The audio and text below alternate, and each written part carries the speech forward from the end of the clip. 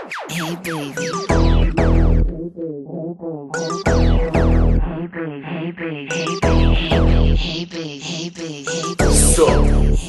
So I know a lot of you are wondering what it is that you should keep in your makeup bag, and I'm going to tell you right here, right now. Firstly, you need a makeup bag to begin with. You can't put something in nothing, as you know. This is a MAC bag. It's designed by Matt Murphy, who also designs for Prada. Ooh! But I love this bag. It's about a medium-sized bag. As you can see, it takes up the width of the screen, but it expands pretty far, too. It's great for on the go. Even if you're staying like 2 nights in a foreign land, it's great if you want to carry your makeup, okay?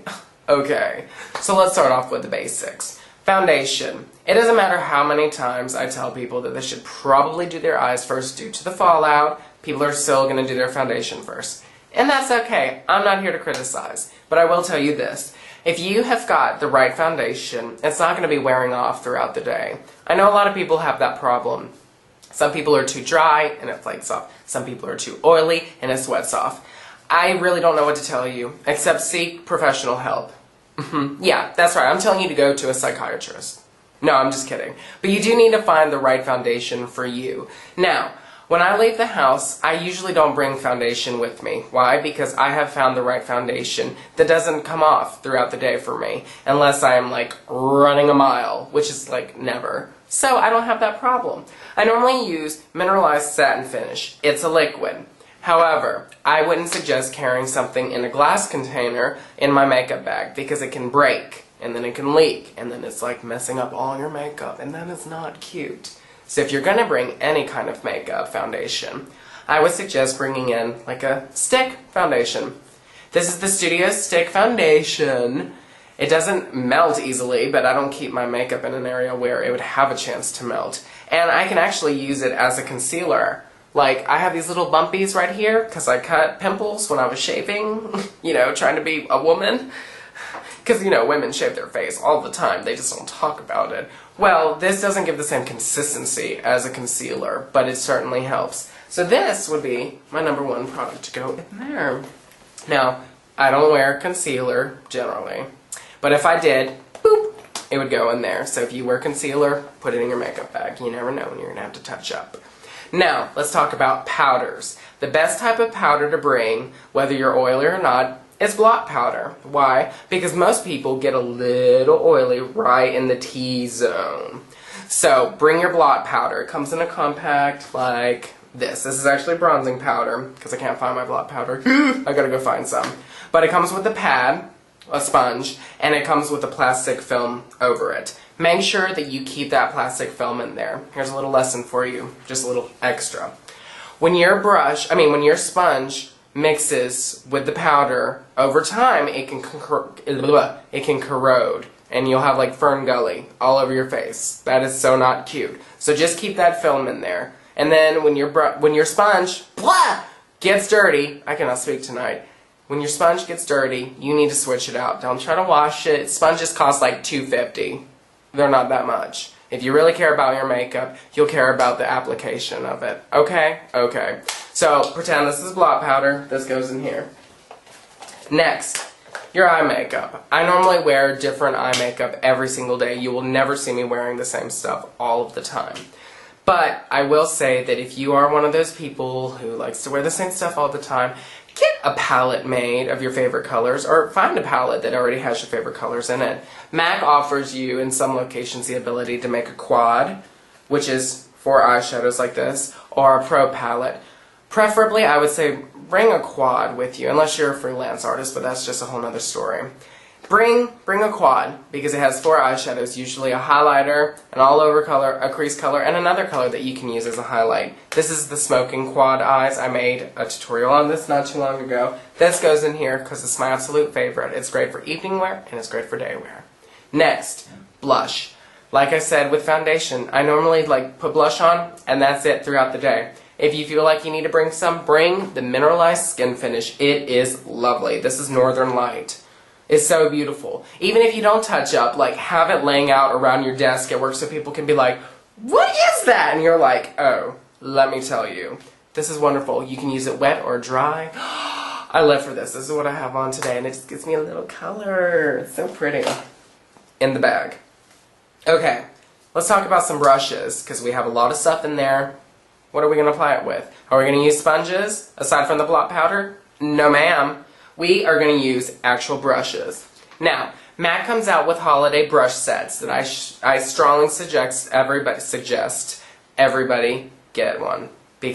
Or get more than one. They are wonderful. They're short-handled. They come with a clutch that you can use. They're just great. Great, great, great, great brushes. I don't have one yet. I'm waiting for this year. So I have my 266 angle brush because I normally don't carry a pencil eyeliner with me because it can break in the makeup bag. These brushes don't break as easily as pencil does. Okay? And then I use, and I know you're getting so sick of it, but my staple, the 266 brush. I just can't explain how wonderful this brush is. You can create almost any look on your eyes with this brush. Put it in there. For your blusher, if you decide to bring it, your mineralized skin finish, I like to bring the Raquel Welch brush. This is the 169 brush. It's just cute. And people are going to be like, what is that? And you're like, oh, I met Raquel Welch and she made this brush for me. You can lie. It's okay. They'll never know. Unless they see this video. Shh. Okay. Now, if you are going to be touching up your foundation throughout the day, I suggest you either one of two brushes. The 182 Kabuki brush because it's nice, fat, fluffy, small. Or, my favorite, the 134. It's not as long as most of the brushes that we have, but it's still got a great bunch of hair up here. It's just perfect. Bam, in there. Okay, so let's say that you're going out to your son or daughter's soccer game and you know you're going to be exposed to heat. Ick. You need to have something like the Prep and Prime Face Protect because there's an SPF of 50 in there. And the reason why you want this is to protect your eyes, protect your skin from the harmful and damaging rays of the sun. Oh my goodness. Right? So that goes in there. Okay?